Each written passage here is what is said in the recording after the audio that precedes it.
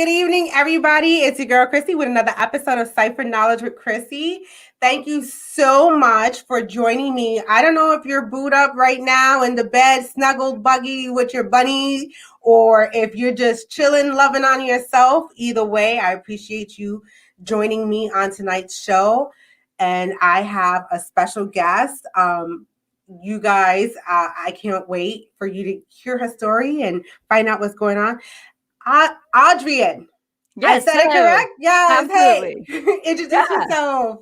Hi there. So I'm Dr. Adrienne MacIain, and I have written a few books, and I am a creation coach. What I do is I help people find those stories that are kind of coloring their lives, maybe without them even realizing it, and help them get those out there as stories and start creating really authentic content that just helps people know them and like them and recognize themselves in their story. So I help people, I say, release their masterpiece, but of course, your true masterpiece is you. Thank you so much for that.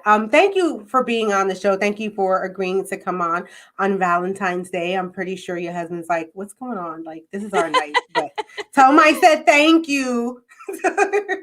So we So always say, every night is Valentine's when you're you when know, you're in love.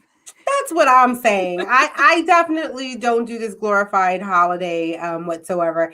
I usually wait to the day after, and all candy's 50% off. So Absolutely. You're here. that's the best time to celebrate Valentine's Day, the day after. So tell us about your book that you are also an author. Absolutely. So the book that you're talking about is called Enough, and that's my most recent book. And the reason I wrote that book was actually because I got such a strong response to my first book, which was called Melting Ivory. And that book was a very personal account of my first marriage, which turned out to be not so great. Let's just put it that way. I barely escaped with my life. And I thought after that I had kind of learned my proverbial lesson, right? I was like, oh, okay, maybe this had to happen that way. I actually called it Life Happens For You, Not To You, as the subtitle, because I really wanted people to understand that even though this pretty awful thing had happened to me and I barely survived it, it taught me so much. And I learned so much from that experience and kind of grew up so much from it. But what I found after that was that I kept reliving, it was like Groundhog Day. I kept reliving the same relationship.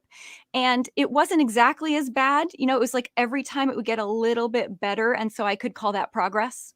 Do you know what I Mm-hmm. mean? Yes. But I realized that there was still some fundamental thing going on in here and in here because it wasn't them. It was me because I was the one who kept ending up in the same damn relationship over and over again. So the common denominator was right here. And so I had to figure out what the hell is going on in here and why. And so Enough is actually the story of me figuring that out and teaching other people how to break that cycle of emotionally abusive relationships, how to recognize emotional abuse, how to fix what's going on in here so that you stop getting back into those relationships.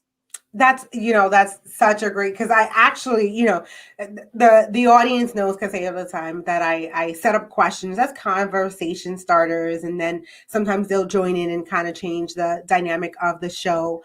But that's actually one of my questions: is why do people find themselves in the same relationship but with different people?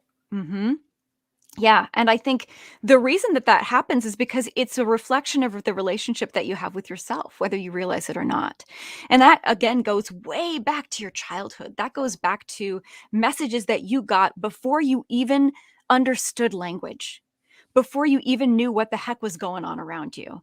The relationships that you saw around you imprinted on you. This is how a relationship works. And this is how you're supposed to be in relationships. And so, it takes a lot of concerted effort. It takes introspection, but it more than that, I think, takes a decision, an intentionality to create a relationship based on what you value rather than just accepting, okay, this is what a relationship looks like because this is what I've seen relationships look like. Does that make sense to you? It absolutely makes so much sense. And I think what ends up happening, right? And I'm just going to say from my experience, because my slogan is right here, and it's if all you've experienced is all you know, then you are in a deficit of knowledge, right?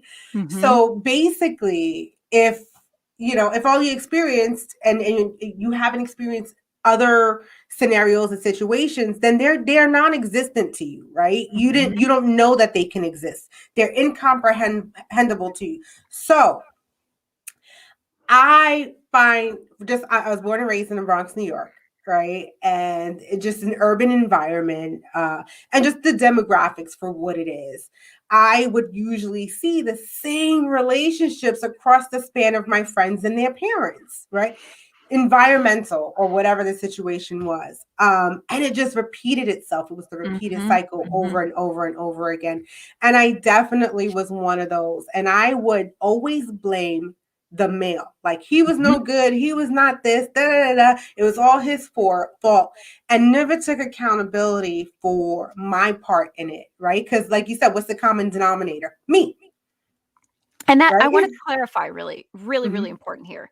That doesn't mean it was your fault. Okay. There is a huge difference between fault and responsibility. It may not be your fault, but it's still your responsibility to do something about it. So I use in the book an analogy of, let's say you get a sprinkler system put into your front yard, okay? You didn't put that system in, you paid someone to do it. You don't even know where they put the stuff, right? But then you notice, you're standing at the window and you notice that every morning when the kids walk by on their way to, the bus stop, they get really wet because of the way that the sprinklers are going. Now, you have this knowledge. Now, it may not be your fault that those kids are getting wet, but unless you do something about it, they're going to keep getting wet every day, right? You are now responsible for this because you have awareness of it. And so as soon as you become aware of that pattern, it is your responsibility to break it. Now, I'm not saying that it was your fault that you ended up in that pattern. Literally anyone can end up in an abusive pattern. Anyone. I don't care what kind of background you come from, you can end up in an abusive relationship. Okay. That first one, especially especially psychopaths, and I use that word, carefully. Narcissists, psychopaths. I know a few of them. Yeah, they're out there. Okay. There's a few people out there who I don't know what happened to them. Like, God bless them. They something really messed them up. Okay. And they can be incredibly charming and incredibly good at fooling you into thinking you're dealing with someone wonderful and amazing and respectful and perfect and all the rest. And then one day they change on you. And you may have seen little red flags beforehand, but you thought, okay, well, I can explain that away this way, or I can, make sense of that this way. But then there's that moment. And I always say, I quote Maya Angelou here, when someone shows you who they are, believe them the first time. Because believe me, when you see abusive patterns like that, they don't just go away.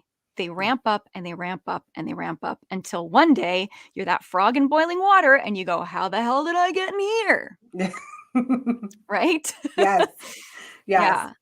Definitely. So no, I definitely not, so much as fault. But for me, I did look at it and say, what am I doing? Right? What am I doing that allows myself to keep falling back in the same pond? And I tell I tell people all the time when I'm talking to them, if you keep swimming in the same pond, you're gonna find the same fish, right? You have to leap out of that pond and figure out what it is.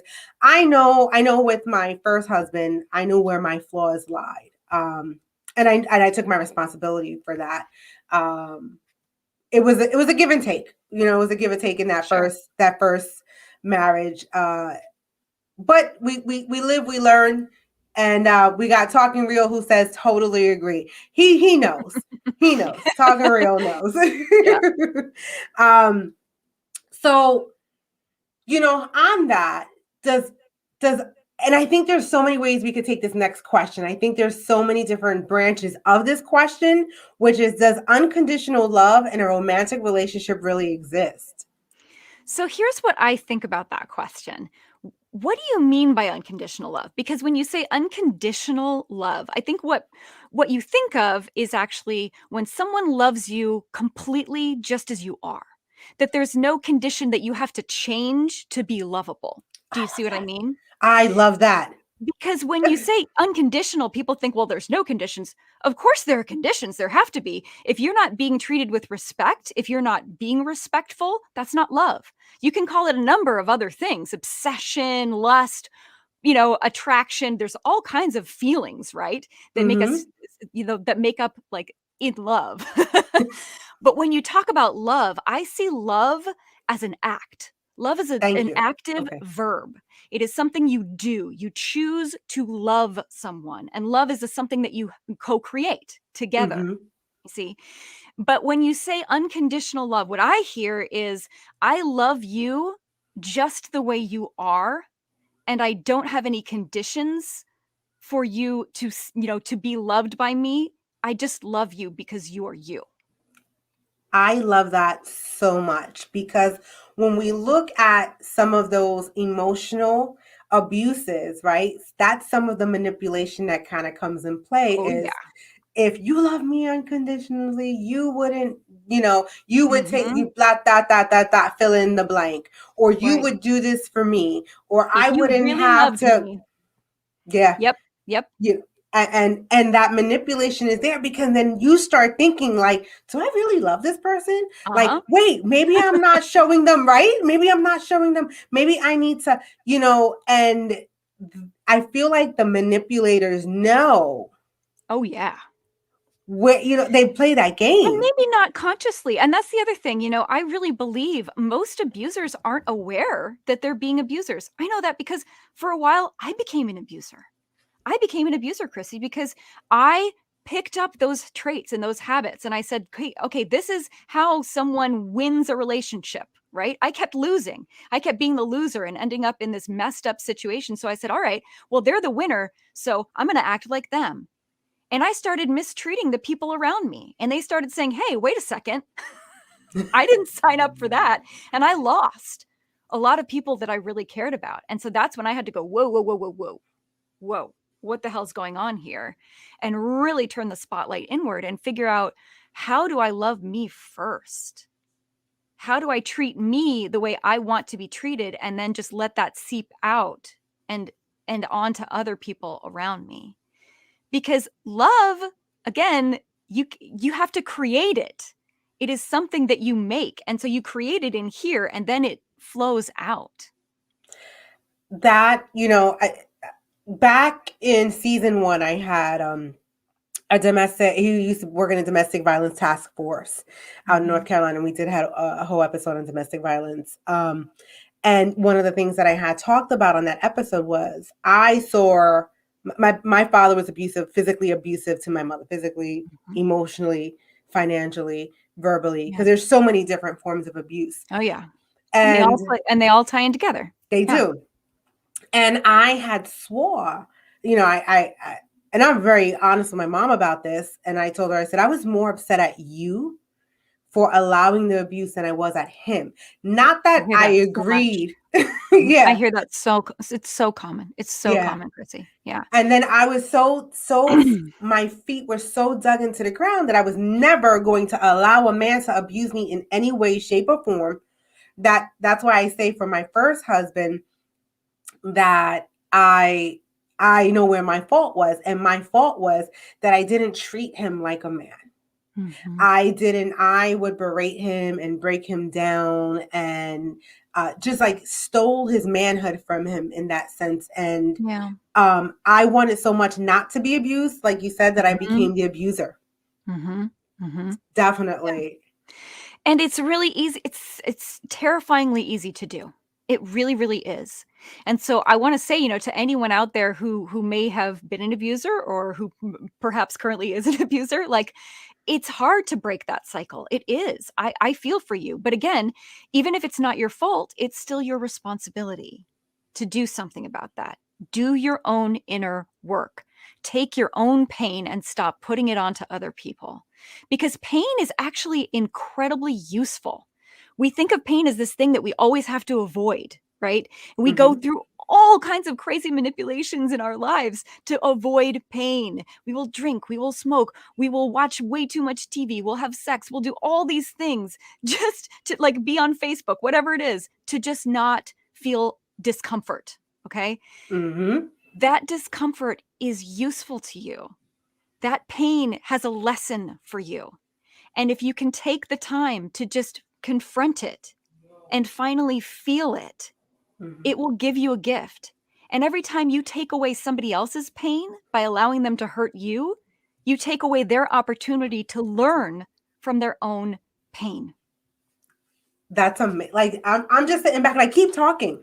I just want to take it all in. I just want to absorb it all in because it makes sense, right? And it is hard to put in practice, and you do need the help to put it in practice. And you know, that's the whole point of it, to find that resource. But I think acknowledging that you have that problem or have that issue, or you know, there's something there, is the first step, right? Because that's what it was for me. Like even after I divorced, I recognized where it was, and I say it all the time, you know. And I actually, it's so funny. My son is in counseling, but I still his therapist time.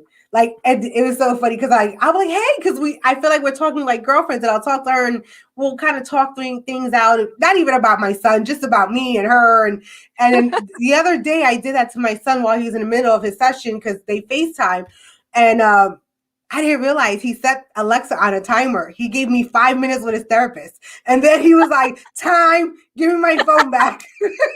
I love it. But boundaries are important. Yes. No one should feel above therapy. Absolutely. Absolutely. No. And, you know, I think culturally, for the brown and Black communities, it used to be a stigma. And I feel like we're coming out of that stigma, thankfully, enough. And so, you know, and being able to open up and be more, you know, open-minded to bringing those resources into the home. We need it. We need it. There's so much brokenness around us that we all should be. I mean, even the therapists have therapists. Oh yeah. Like, I come from a long line of psychotherapists, and let me tell you, they need their therapist just as much as anyone. Exactly. More. There's a reason people go into that field, you know? Yes. Yeah. Well, it's so funny with me being a nurse. When I did my rotations on the psych floor, like the psych nursing, they were like, you should come in and you should, you know, really think about being a psych nurse. And I was like, listen, I think you're going to end up omitting me if I end up becoming a psych nurse. So I don't think that's a good idea. They should stay far away from this department and we'll be fine. And they're like, well, you know, you've got to be a little crazy to work with the crazy, right? And I was like, well, I think we all got a little bit of that in us, right? Yeah. I think you touched on it earlier with it, but if you're able to expand on it a little more, is there one definition of love, or do you think different people have different ideas of what love is? There are a lot of different kinds of love. Of course there are. But what I would say is that when you think about love at its essence, love is just care. It's what do you care about and what do you put care into, right? I love the idea of love languages, that everyone has a different way of showing care, right? Mm-hmm. And some people, you know, they use their words, other people use their actions, and some people use their bodies, you know, physical touch. And so it can be hard when you have a mismatch there. I've definitely been in relationships where I felt like, you know, I was working really hard to show someone how much I care about them, and they just kept turning to me and going, don't you even care about me? I'm like, well, look at all the stuff that I'm doing, and vice versa, you know, that I like, for example, acts of service is not my primary love language. And so I see when someone does something like washes, you know, takes my car and gets it washed and brings it back, like that's really nice, but it doesn't necessarily say, I love you to me. Right. But to him, like it did. That's what he was trying to say. And so I find it can be really, really useful to find out what your partner's love languages are, what really, you know, spells out love to them, so that you can let them know in terms that they will understand how much you care about them, and vice versa. That makes so much sense. I on the other hand love acts of service. If you want to show me you love me, perform those acts of service. Have my tea by my bedside at night. Mhm. The dishes are done before I get home from work. I don't my car is warmed up when I'm getting ready to go to work. Like those tiny little things for me Yeah. are really big. And then the way I do it is definitely not acts of service, but it's gifts. Mhm. I express my love by giving gifts.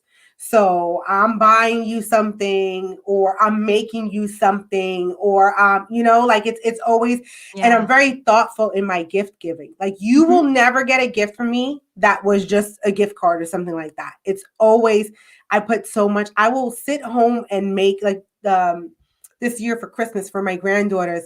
I made them each their own clothing. Like yeah, so and it was like but I had so much fun doing it and making it and then taking pictures and then giving it to them. And then I looked at my granddaughter the other day, she had the shirt and I was like, oh, who made you that shirt?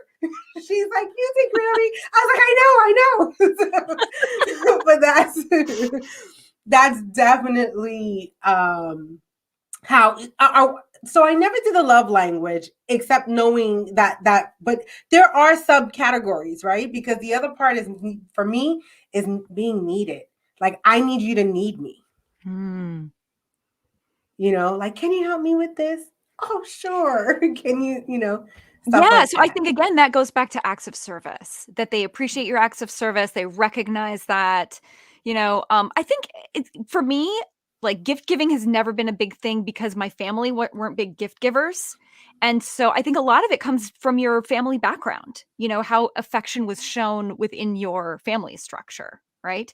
And some families I know were really big on words, like saying, I love you or I think Affirmations you're and great, like words of affirmation. Other families did not, especially like my dad's English. You will never hear an affectionate word out of that man's mouth, but that doesn't mean he doesn't care, right? That doesn't mean he right. doesn't love me. He just shows it in different ways, you know? Hmm. Personally, I'm a hugger. I'm like very physically affectionate with people. Like I'll give you a back rub or I'll rub your hair. Or I'll, cuddle up with you. Like I'm very cuddly. And I'm also a big quality time person. If I'm like taking my time to spend with you and just hang out with you and like have a conversation with you, like I care about you. I like you. If I'm Oh, like, there you thank you so go. Like I don't much. spend my time on just anybody. You know what I'm saying? Yeah, I definitely hear that. It's so funny. I am not a hugger. I am not. It's like stay in your respectful side of the bed and do not enter my zone because we will have a rough night if you do. And with my daughter, I always believe there's this thing between a mother and a daughter until Oh they yeah. become an adult. There's always that rift. So now that she's an adult, we have a phenomenal relationship. She's a girlfriend. She's a best friend. And my grandchildren were just saying, Grammy calls you way too much. Like she told them. And I was like, relax, relax. This is when you get older to have your kids, you'll figure it out. Exactly. But when she was 16, we definitely bumped heads and she was going through therapy. I've always been open to therapy for my kids. The therapist said to her, how do you know your mother loves you? Right? Like, how do you know your mom loves you? Because we were talking about not hugging and kissing and stuff like that. We just weren't very affectionate. And she said, I don't know. I just know my mom loves me, but like the hugging and kissing we just didn't do. And she was like, well, what if your mom started hugging you? She was like, no, stop. No hugging. We're good. Like, I don't need a hug. Just tell me Yeah. you love me. Just, kind of thing. So definitely, so that makes sense because love is definitely an action word. Mm-hmm. Um, Mm-hmm. Yeah. and there has to be something behind it. You can say I love you all you want, but if there's no action to support that word, then we all kind of question whether that's really there or not. Yeah, I So, believe actions absolutely speak louder than words. And like you said, whether it's acts of service or it's, cuddles, like you just get to know what someone's baseline is. And you can feel when their, like their level of affection for you has shifted because they're just not putting the same effort that they used to put in there. hmm, And so I would just say, if you want to keep love alive, and I think that's like usually the main question, when people interview me these days, like, how do you How keep do we love keep it alive? alive? Right? Well, first of all, it's a two-way street. So you can't do it on your own. Very Sorry. good. Yep. You can't carry the whole relationship on your own back, right? It is a collaborative effort. And I would say you have to look at it as everything that comes your way, you take it as a team. You take it on as a team, because life can be hard and hard stuff is going to come your way, but it can be fun and it can be easy if you take it on as a team. And so anytime one person has a problem, that's your problem. Do you know what I'm Okay. saying? That makes And sense. and whenever you have like a little, if there's a disagreement or something, it's like, well, let's just talk this through and look at it as a team. How can we solve this problem for you? Not that like I'm creating the problem or you're creating the problem or casting blame. It's just like, there's a problem. How can we solve it as a team? And I think it's that effort, that team effort, that really keeps love alive, is doing things together as a team. So I have a question to that, like a personal question to that, Sure. because I'm going to use you while I can.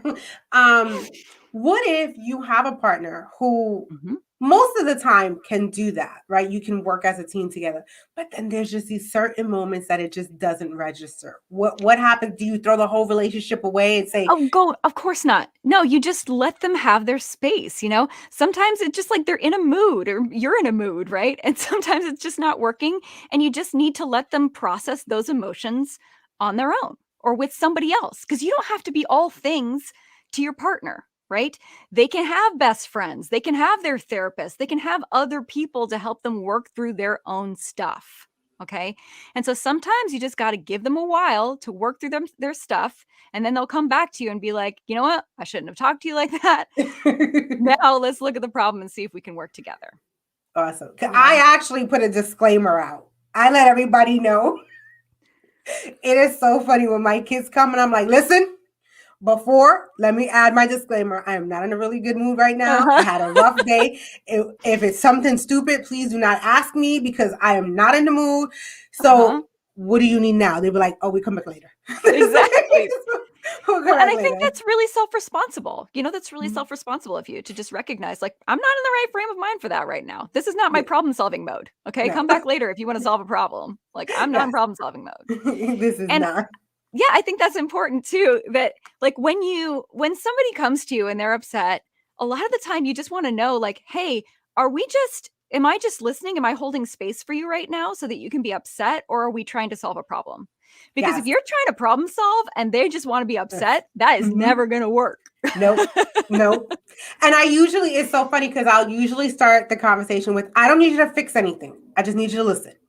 Yeah. Like, I just need you to listen, like, just hear me out. Like, but there's this one thing that my significant other does that drives me insane. It drives me insane whenever, and he, like, because I guess he doesn't know whether sometimes if it's fix it or listen, but his reply will always be, I know. And I'm like, you don't know. That's my trigger. You don't know. Don't say you know. We just have to learn each other's triggers and, figure out where the landmines are. It's like you just, the bottom line is that you're responsible for your own triggers, right? Mm-hmm. And so if there's a landmine there and you let somebody step on it, like, that's on you.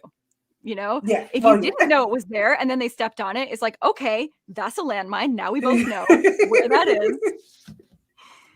You know what I'm saying? Definitely. Yeah, definitely. It's so, I mean, but I don't know how many times I can keep saying, don't say you don't know. Like, just stop with the I know. So I work in hospice, and I want your take on this. Okay.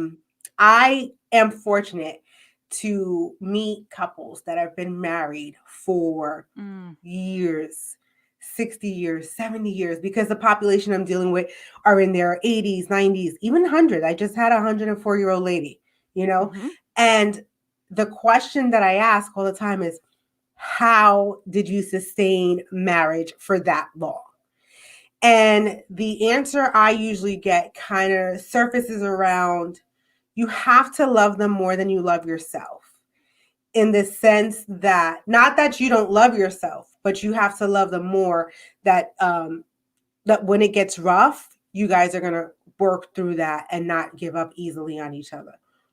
What? So I would say it's the partnership that you have to love the most. Does that make sense to you? Yes. Mm-hmm. Because I think it is really important that you love you and that you love them, but that you put that partnership above either of you as individuals.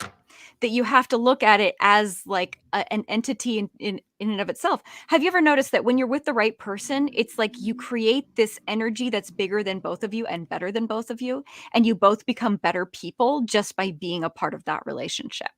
That's when the good stuff is. That's where the good Yes. stuff is. So when you find that kind of relationship and you can keep prioritizing the relationship over petty, individual concerns of either person, that's how you sustain it. Amazing. I like that take on it because it definitely, I feel like that was the old school, right? Kind of, and Yeah. we're in a world. Self-sacrifice. Yes, we're in a world right now where it's kind of like, now, fix it now, give it to me now. Mm-hmm. If you can't fix it now, then divorce is easy and quick, and Mm-hmm. and everybody's running to, and not fully, understanding what it takes to sustain a long-term relationship. And I'll go back to what Real Wise TV said. He said people should really learn to date and have real conversations. Oh, amen. Yeah, people And need to be honest with each other from the jump. I think that's a huge problem, that people try to become what they think the other person wants. And then that's unsustainable. And eventually they fall off the pedestal and the other person goes, wait, you're not my fantasy version of the person I thought you were. So yeah, I mean, you just have to be you completely and unapologetically from the beginning, and look for that person that goes, oh my God, that's what I've been looking for. You are exactly what I want. I'll tell you a little story. I actually just did a Valentine's Day bonus episode today, and the gal that I was interviewing, she's talking about how she went on this date with this guy, and he, at the end of the date, it was a really great date, and she was like really hoping for another one. And he says, I just need to know, are you looking for something serious? And like everything in her is like, say no, you're gonna scare him off, like, say no. But she knew in her heart that she was looking for something serious. And so she says, I am looking for something serious. And he said, good, so am I. Oh, see? Yes. Yes, definitely. So before I even touch on that, I want to hit your website right now because you mentioned your podcast. So tell me how you say your name again. Adrienne, yeah. Adrienne does a podcast. So that's allowed, right? But like, I love the take on it, right? I love it. So I'm a big word nerd. I love plays on words. I love it. So definitely, so this goes to audio as well later on. So I just want to put out the website. It's www.thatsallowed.com, and that's THATSALOUD.com. So you can catch her podcast there as well. So now I want to go back. You knew what? What did you know? Tell me what you knew. Uh-oh. That's talking a real for her. Didn't you hear that earlier? I know, right? But I think it is, so I think it is so important to say what you want. Like, just get it out of the way, because at the end of the day, if you guys are in two different spectrums of the idea of what you want, and then, like, you're just fooling yourself and wasting time. And I think when you become a certain age, like like I'm over 40. So when you get into that certain age category, yes, you just say what you want. Put it on the table. There's really no time for games. Time and space is limited on this earth. Absolutely. And we need to definitely put out there what we want. And it's not so let me also preface this by saying I don't truly believe in checklists. And you can, whatever, like, I don't think you should have. I think there are definitely certain things that have to, like, whether it's religion, right? Like, you're definitely going to want to be able to be with some, you don't want to be Catholic and then end up with, an Orthodox Jew and somebody's got to convert, right? Unless this. Well, it's just about your values. It's about Right. what's the most important to you and what do you want to prioritize. And so Mhm. I think it's really important. Like you said, I wouldn't call it a checklist, but I think it is really important to check in with yourself and say, what's most important to me that we Mhm. mesh on? You know, what values do I have that I absolutely need this person to share? Right. So if you say, I want someone who's fit, it's not necessarily because like I want a nice fit body to like hold, which, you know, nobody's going to say no to That is that. a Right. plus. Like, it's definitely a plus. But it also means like fitness is important to me. And therefore I want someone else to whom fitness is important so that we can share that value together. Right. If you're being Absolutely. hypocritical and being like, I want someone fit, but I don't want to get fit myself, that's going to be a mismatch from the Yes. jump. Yes. Okay. Yeah. So you really got to get your ducks in a row in terms of like what is most important to me in a relationship. Otherwise, you're just flying blind in terms of what are you looking for in a Right. partner. Right. Yeah, I'm talking about those. He's got to be above 6 feet, make six figures a year, no kids at the age of 50. Like, that's never going to happen. Let me But, tell like, you, like everybody has their drawback. Okay. Everybody's got some kind of foible, everybody's got some kind of flaw. If you're looking for a perfect person, like good luck. Go to another planet because there isn't one on this planet. yeah. But what you can find is someone who their best qualities are really important to you. And so their least great qualities you can overlook. You can Yes. just it doesn't really matter to you because it's like who cares if his, workspace is messy? Like that's just I don't care, you know? Who cares if he drops his shoes on the floor, right? Because I'm not like a Yeah. cleanliness obsessed person, right? But some people really are. Like that's really, really important to them to have a clean space. And so they can't be with a messy person. Like you just have to know what's important to you. Right. So, my thing is just don't be lazy. Just don't be lazy. Yeah. Like, I'm a get up and goer. Like, if I sleep more than a couple of hours a day, like I feel like my whole day is ruined. Like, oh no, what did I do? Like I just wasted this whole day and I have this guilt. But what Talking Real was talking about was he knew it and he was right about how crucial being real and tackling all the real topics right from the gate. Absolutely.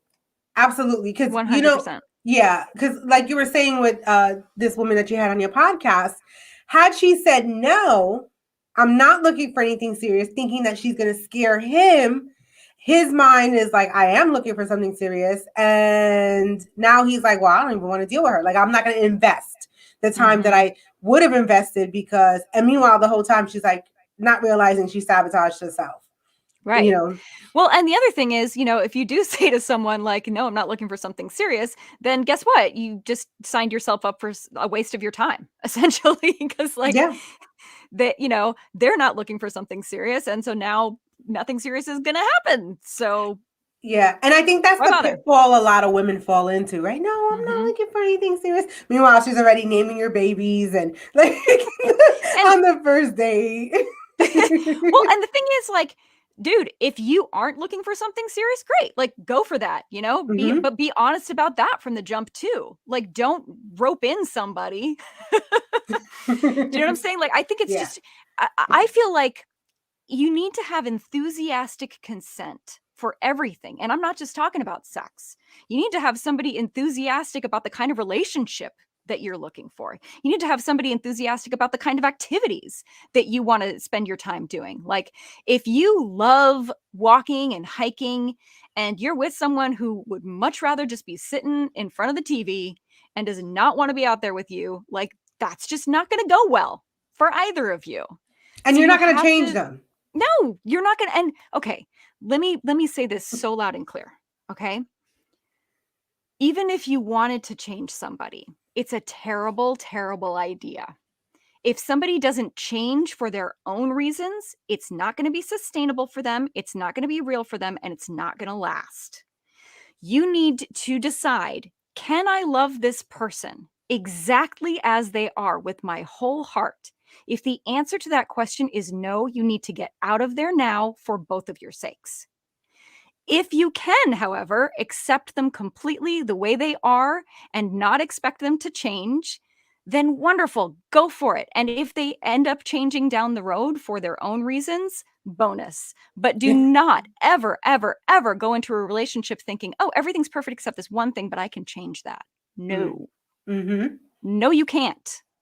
Yeah. And like you said, you don't want it either, because let's say they do make the change. Like you said, it's not sustainable, but there's also some resentment there. Oh, yeah, there is. You know? Yeah. So that resentment changes into anger, and then you start seeing other areas of your relationship starting to flounder because of that resentment. Yeah. And especially with someone who's passive aggressive. Like, oh, yeah. They always say, you can't change other people. Well, that's not strictly speaking true. You can force change on people, but it will come at the cost of their affinity for you. Absolutely. They will not like you anymore after you forcibly change someone. Absolutely. So I have a next question, but I feel like there's so much more we can talk about before I even get to the next question. I know, we could be here for days. So I don't even want to get, I'm going to save that next question for right before the last one. Okay.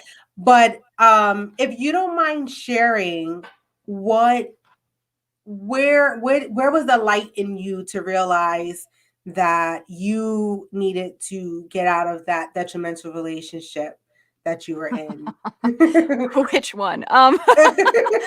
So my first marriage, there was a moment where he literally almost killed me. So I was, he used to play this game, and I know this sounds really messed up to call it a game, but this is what he would do. Okay. This is what we're dealing with here. He would wake me up in the middle of the night and he would say, give me 3 good reasons not to kill you right now. And I would have to come up with 3 reasons right now, or the pillow was going over my face. Okay. That's what we're dealing with here. And so usually I could come up with 3 random things that I did that were nice, that I thought, were like a reason to not kill me. Like, I make your dinner every night, and, I shave your head for you, or whatever. Like, I didn't kill you. I didn't kill you with your soup. Like, right, exactly. Like, I'm not terrible to look at. I don't know. And then this one night he woke me up and it was like, I just couldn't think of anything. Like, I just was done, and I kind of wanted to die at that point because I was so exhausted and so just over jumping when he said jump, that I was like, I don't know, you probably just should kill me. And so I said something that I knew was going to piss him off, which is that I make all the money. I knew that was really, really, really going to piss him off, which it did. And so he did. He put the pillow over my face. I didn't think he was going to do it. I really didn't think that he was going to follow through, because he never had before, but then he did. And so then I had this moment oh, you have a toxic relationship. It was abusive. I mean, let's call a spade a spade. This was an abusive relationship. So I started to do that thing in the movies, where you start to thrash around and then slow it down really slow. And then I pretended to be dead. And he pulled the pillow off my face, and I did the, blank stare. Wow. And he ran out of the room. And so I was like, okay, I've got I don't know how long to get out of here. So I jumped up and I was going to run, for the window. And then he comes back in holding a Bible, of all things. And so I turned around and I looked at him, and it was like I could see the look on his face. I could tell that he thought I was a revenant, which in his culture is like a zombie, but not really like a gross zombie. It's just like someone who comes back from the dead to exact revenge. Oh. So I was like, I'm gonna use this. And you know how sometimes in those moments, it's like something just comes through you. I actually felt like I was channeling some energy. Wow. I was not thinking at this point. This stuff was just coming out of my mouth. And so I was saying yes, you have killed her and your ancestors are furious with you.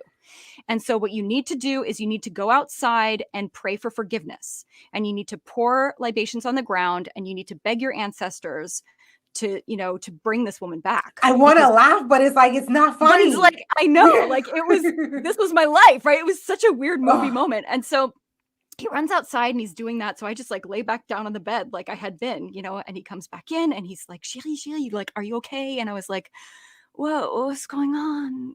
What's happening? And he's like, oh, nothing's wrong. Everything's great. And for 2 weeks, he was the perfect husband. Wow.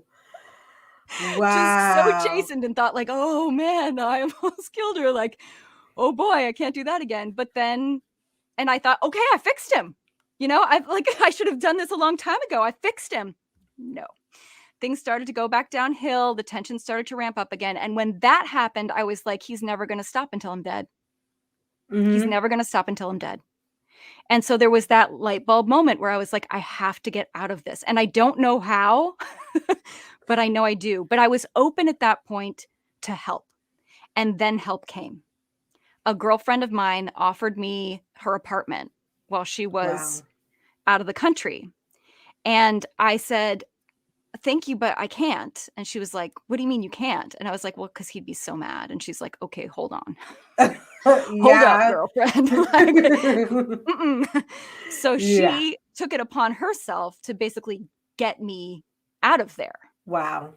And I let her, I accepted that help. You wanted because at that point I finally knew, like, I have to get out of here. But I think there's that turning point in your own head where it's like, before that, it doesn't matter what anybody says. Somebody can tell you you're in a toxic relationship, you're in an abusive relationship, that guy's no good for you, that woman's terrible to you. Doesn't matter what they say, until you're ready, you can't hear it. In fact, you will double down and you will defend them, because you'll say, abusers always escalate. Amen. They always escalate. That's just the nature of abuse, right? And so, but what happens is when someone tries to tell you, what's going on, you just defend them and you just double down, because you don't want to think of yourself as a victim, and you don't want to think that you chose an abuser, right? Because like, how stupid am I that I picked an abuser, right? Yeah. But you're definitely in the lucky category, because so Clifton, who is also goes by Dwayne, is my domestic violence guy that I was telling you about. He still tunes in.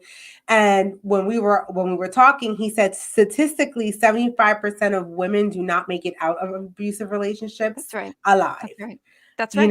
And that's a high number. So the fact that you had that moment, that self-actualization, like, this has to get done, I need to get out of here, it's time to go, is just, the strength that it takes to do that. It takes a lot of strength. So I am definitely in awe of you, of being able to have that strength and knowing that it was time to walk away to save yourself. I had no idea I had that strength until I needed to. It's like that moment when, as a parent, like, you see your kid under a car or something and you suddenly realize you can pick up a car.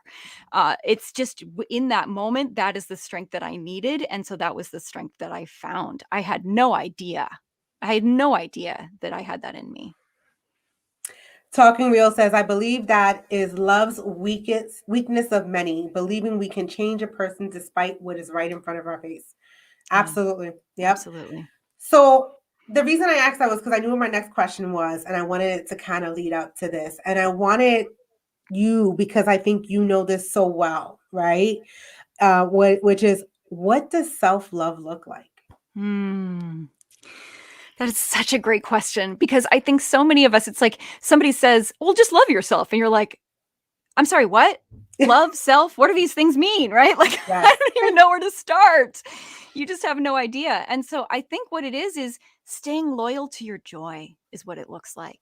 Recognizing what brings you joy, what brings you your core desired feelings, right? Like bliss, joy, all these good, sparkly, happily, wonderful feelings, right? You figure out what brings those to you, and then you stay loyal to those things, that you value and prioritize those things. And when you find someone who values and prioritizes you valuing and prioritizing those things, you've found the right match. That's amazing. I mean, definitely, it's hard for some people sometimes, and I know for me for a long time, to be able to appreciate myself and love myself the way I deserved. But I'm telling you, I don't know what it is. It's like you hit 40 and you're like, screw this, man. Yeah, absolutely. I mean, I feel the same thing. I went through, I went through that first marriage. I went through another marriage where I was like, okay, he's the exact opposite of that first guy, so everything's going to be great, right? Also a disaster, because I was just trying so hard to do the exact opposite of what I had done the first time. I still wasn't being true to myself and what I really wanted. And so I'm on my third marriage, and this one's great. So third time is a charm. Yeah, exactly what I was going to say. Third time is a charm. Absolutely. And here's what I did this time. I just didn't fuck around. Like, excuse me, I'm sorry. No, I just didn't you mess can't around. tell Like, me. I just knew, like, this is what I want. And I saw it right away, and he saw me right away. And it was like, it was instantaneous for us. It was like the world had just like gotten into place, and it just clicked for both of us. And we didn't hide it. We didn't beat around the bush. There was no games. He said, I love you that first night. And I was like, yeah, I think you do. I think you mean that. I've got And stuff like, worth loving. I'm gonna like observe this for a little while before I'm like 100%. But I was like, I know that this is the right guy for me. And neither of us tried to hide our cards. We just laid them out on the table. Cause like you said, ain't nobody got time to just like beat around the bush when you're 40 plus. It's like, if this is gonna work, let's do this. Dwayne says fourth time for him. He's with his fourth wife. Definitely. And I think also where you are, just where you're stationed in life, where you're at. I always say, and it's not my saying, I don't know whose saying it is, but I always say that, in school, you're taught a lesson and then you take the exam, and in life, you take the exam and then you're taught the lesson, right? So you kind of learn from experience. And I even say with our children, we try to teach our children through our experience what not to do. That doesn't work. They need to experience stuff for themselves. And sometimes you gotta, let them go. It took a long time for me to let my oldest go. My middle one, I'm still kind of, he's 20. The rope is lightly there. I'm letting it go. And then I have my 14-year-old. So I'm just kind of like, all right, I've got a little more time to hold on to that one. So yeah, I think the best we can do for our kids, or anyone really, is just to lead by example. Show them what it looks like to have self-acceptance and self-love, and catch yourself in your own self-talk. And, I do this with my daughter all the time. My daughter's 9 years old, and I will, catch myself doing something or saying something that's unkind to myself. And I will catch myself and stop myself and say to her, hey, did you hear what I just said? Instead, let's change that too. And I'll, help her, have her help me come up with a better way to say what I was trying to say or do what I was trying to do. And so it involves her in that process, because everyone's going to have negative self-talk, right? We can't, nobody's like perfect around that. The best you can do is catch it and fix it. Yeah, we are our worst critics. And that's one of the things I deal with my 14-year-old. He has abandonment issues with his dad. That's why I've had him in counseling. And that's where some of that self-hate talk comes in, because he feels he wasn't good enough for dad. So now it's like some reflection on him, and it's not his to own. So I'm constantly like trying to reinforce and I'm very confident. So he doesn't hear that negative talk from me. Like, it's in my head, but I don't say it out loud. So so he doesn't get that part from me, but it is important. Your book, Enough, breaking the cycle of emotional abuse and romantic relationships, which is available on Amazon, everyone. So go pick up a copy. You said it well, emotional abuse, that comes with that whole mental, it doesn't even have to just be the physical attribute to it, but that verbal and that mental, you can break someone a lot faster, emotionally and mentally, than physically. And it lasts much longer. It does. I was just going to say that pain is temporary. I used to tell my mom all the time, she would, whoop me for doing something wrong. And I'm like, are you done? And she's like, why? And I'm like, this pain is temporary. And once you're done, it's done. So you finished? She's like, Chrissy, go to your room. She couldn't even handle it. She was like, just go to your room. But I'm going to ask my final question, which is the question I ask every guest on this show. If you could leave us with one lasting piece of advice, what would it be? Respect is a prerequisite for love. So if you are in a relationship that doesn't feel respectful, then that's not love. And that is the final thought I think I will leave you with. Thank you so much. So again, tell everybody where we can find you. Absolutely. So again, you can find me at That's Allowed, and that is a podcast. So you can find it on all the podcast places, or you can just head to the website and there's a link to the podcast there too. And you can also find me on YouTube under my name, Adrienne MacIain, and on Facebook. So I'm pretty much on all the places, either under That's Allowed or Adrienne MacIain. And if you go over to my Facebook, Twitter, and Instagram site, social media, you will find the links to her book that you can find in Amazon. You will find the link to her website. You will find the link to her IG, her Facebook. It is all there. So if you're like, I don't have a pen right now, it's okay. You just go head over to my Facebook page, and everything is definitely there, links and all. I have 2 comments. I want to get to them before we got facts from Talking Real, and Dwayne says, Chrissy, we all need to do a podcast together. Yes. So he is, Yes. and he's going to be starting his as well with his wife. So we absolutely do need to do one. We can never have too much conversation on safety in relationships. Absolutely. We all need to, learn a little bit and keep growing. I want to thank you so much for coming on the show. I appreciate. Thank you. Tell your husband thank you for loaning you to me as well. I will post it to the Real Wise Facebook page as well. So we will be posting it there. So we're just going to spread the love, right? Because you took your time. You don't give it away freely. So you took your time to be on the show, and I thank you so much. I definitely appreciate it. And I'm going to leave everybody with what I leave at the end of every show. And I actually said in the middle of the show, which is, if all you've experienced is all you know, then you are in a deficit of knowledge. So thank you so much for joining this episode of Cipher Knowledge with Chrissy. Make sure you tune in next Sunday, 8 p.m. Eastern Standard Time, same place. If you have not subscribed yet to the YouTube channel, click that button before we say goodbye, subscribe, so that you can be notified of any of the shows coming up.